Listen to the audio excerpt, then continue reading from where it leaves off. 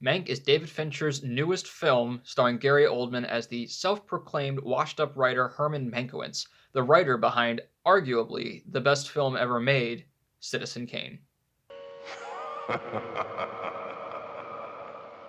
As I said, Mank stars Gary Oldman alongside Charles Dance, Amanda Seyfried, and a bunch of other people.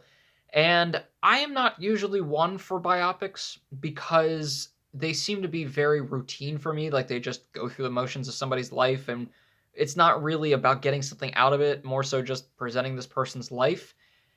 But this one I liked a little bit more than some others. Mank, as I said, is David Fincher's newest work, and he is one of those directors who, like Nolan, like Tarantino, you count their films. You go, this is the 9th movie by this is the 10th movie by this director.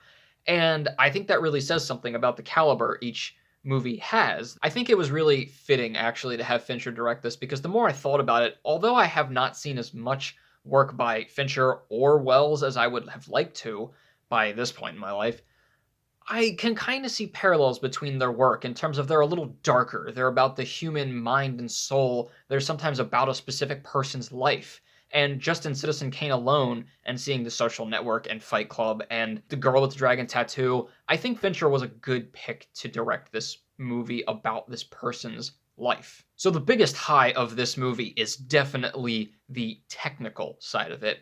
I mean, it is just really, really well done and a very good movie to look at. It's one of those that, as a filmmaker, I look at it and I get jealous because it makes it look like filming is easy. It is just really, really well done all around. I mean, the way it's shot, it's in black and white. It's got really cool transitions with like a typewriter, since it's about film writing, where every flashback kind of tells you what scene it is, where it is, what year. And it's very helpful too, because there's a lot of people and context in this movie, and I'll get to that in a second. But there's just so many cool shots. There's a lot of callbacks to Citizen Kane in terms of the types of shots that are in here. Like there's extreme low angle, there's a lot of depth, and there's a lot of moments where the shot fades out, but it's not even like the whole thing fades at once. It's like lights are turned off in the back, and then in the middle ground, and then in the foreground overall. So it was a really cool use of all these techniques that Orson Welles brought to screen. Obviously, the other high with this is Gary Oldman. I mean, people talk about Johnny Depp as a chameleon, which he is, but Gary Oldman is a chameleon. Like, this man, every role he's in, he just falls into it and just plays it as if he's just breathing. I mean, it's annoying how talented he is. I feel like he doesn't get as much recognition as he should. He just keeps playing really good characters, and he just does not get as much recognition. But he plays this part really, really well and really smooth, and it's a really interesting character because he, like, is washed up and he has a lot of issues, but he's also really talented and cool with people. Charles Dance as well was very, very good. He's one who like steals screen time. My only thing is Charles Dance seems to just play like Tywin Lannister and everything now. Like in this, he's just Tywin Lannister, but in the 1930s Hollywood. It's just, you know, he's sitting there and he says something smart and everyone listens to him because he's smart. And he is wise and he's intimidating, and if you say something to him, he'll probably have a good response because he's smart and wise and knows what he's doing. But nonetheless, he plays it very well. I love him. He scares the shit out of me. And Amanda Seyfried too. I would not have pegged it, but she was really, really good. I really haven't seen her in much, but she did a really good job. I wasn't quite sure what the whole purpose of her character was, at least towards the end. Towards the beginning, I got it, but towards the end, it seemed like she really didn't have that much of a purpose. But that's kind of the pitfalls of a biopic, is things just happen, and they don't necessarily make sense because it's a person's life. And while a lot of it can fit into a story, some of it is just like that was a loose end. Even the sound was really cool. Like it had this cool, like kind of echoing, booming quality to it. Like everything was important. Like the scene where Citizen Kane, Charles Kane, is up at the podium giving his speech, and everything is like just magnificent. And it was cool that they added that little touch in almost every sentence What he bought still belongs to the man who sold it. That's the real magic of the movies. And in terms of the dialogue, it is very cool. It is very quick and charming, and it's like what I would like to be like every day of my life is just somebody says something and I have just like a witty response to it. I am not that cool. I will say, and this kind of gets into the lows of the movie, that the dialogue at times can be fluffy. It can talk about a lot and nothing at the same time. Like it's very, ooh, this is how people talked in 1930s Hollywood. They probably didn't as much, but it is very fluffy and purple language and flowery, and that's cool sometimes, but when it's the whole movie, it feels like there's not as much substance, which is probably my biggest low of the movie, is that I don't really know what I'm supposed to get out of it.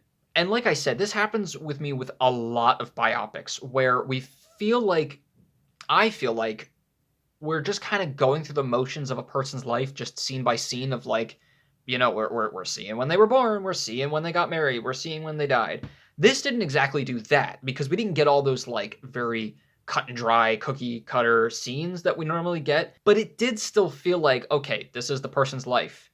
Why are we telling this story? Because it felt more like a recognition of Mankiewicz and kind of clearing, I don't want to say clearing his name, but giving him credit to some things that he did, rather than giving us a story about a person where we can learn from something. While this movie was marketed as the writing of and the making of Citizen Kane and kind of the behind the scenes, it's actually more about what inspired the story and who the characters in Citizen Kane really are in real life, because they are based off of real people. That's not really like a negative. I'm not going to take away, from the movie for being something other than what I expected, because, I didn't do, I guess, a whole lot of research going into what it was about. I thought it was going to be more about the writing side of it, and it was more about the people, the business, the political, the politics. This movie talks about capitalism and communism and socialism and existentialism and cataclysm. And all right, guys, I'm going to be honest with you. I'm not really great with history. I love history, but especially in the 1930s, World War II, there's a lot of stuff that I don't completely know all about, and especially when it comes to politics. I was able to understand this movie after a lot of research and a lot of looking up context, but they talk about a lot more politics than I thought it was going to be. Granted, it does admittedly make sense. Charles Foster Kane is a politician. But it was still really cool to see all of that. The history was really, really cool. Like I said, the only problem is it's one of those that, not necessarily the movie's fault, but you do want to do a lot of context researching beforehand. You want to look up who was William Randolph Hearst and mayor of Metro-Goldwyn-Mayer, MGM, and what was going on at the time in terms of communism and capitalism and the studios and all of these things, Upton Sinclair, all of these things that go into this film that I had no idea it was about. The movie almost reminded me of kind of a more polished Trumbo, starring Bryan Cranston from Breaking Bad, playing a screenwriter when there was the blacklist and all these screenwriters who were kind of stepped on because of communism and capitalism and the fight between it and all this other stuff. And it felt like that because that's basically what this movie is about, except it's only about one person and not like a whole bunch of them. Obviously, that was about Trumbo, but it was about a group of them. This was about more so one person stuck in the middle of this debate. It just felt kind of like we're using this person's life to, yes, give them some recognition, but more so just talk about communism again. And so I wasn't sure what the purpose of the movie was. Because even when we did get writing parts, they were very quick. There wasn't a lot to them. He talked with Orson Welles, a little bit in the movie, and I mean, he was done writing it like halfway through, and then the rest of it was just about people from his life coming back and reading it. There was like a lot of fluff for as much technical precision as there was. I will say there is a bit of relevance, exactly the like day it came out, because it does talk about theaters closing and having cutbacks, and how are we going to keep the cinema alive, and will we have to cut crews budgets just to be able to keep these movies alive and the studios. And I think it was really relevant because we are literally on, I think it was this past week that HBO said that they're going to be playing all of Warner Brothers movies, HBO Max, and in streaming the same day that they come out in theaters, and that is a huge move. I mean, I have a lot of thoughts about that, but that is ginormous because if a lot of people get used to that, which they already have been. I mean, there's a lot of local theaters and small theaters that are starting to close down. Guys, I'm just gonna side note real quick. If theaters close, I'm gonna cry. Buy a ticket when theaters are open again. There is a lot of relevance in this, and it's not lost on me the irony that this movie came out on Netflix. But if there was one thing that this movie that I got out of it, it was talking about that in the film industry, which was a really, really cool thing to actually see in the movie, was 1930s Hollywood and all this history and the studios and the back and forth and the magic of movies. It was very cool. It's one of those that, like, if you're like a film person, you're going to want to put on just to be like, yeah, cinema. So overall, it is a very interesting story. It's very informative. It's a really cool look into 1930s Hollywood, and it's a nice, new, fresh movie where we just get to be like, yeah, motion pictures, and, just looking at all of that history. It was really, really cool to watch, and the performances are wonderful, and, I mean, technically everything was just really cool to look at and to listen to, but once I got everything that was going on, I wasn't quite sure what to have picked out for myself, or at least for people in general. Like if there's like one of those messages that's just for like, oh, here's America, we need this right now. I wasn't quite sure, and that's the only reason I have issues with biopics like that. I'm gonna give Mank a 3 out of 4. So you're probably wondering what my random fish tank reference was.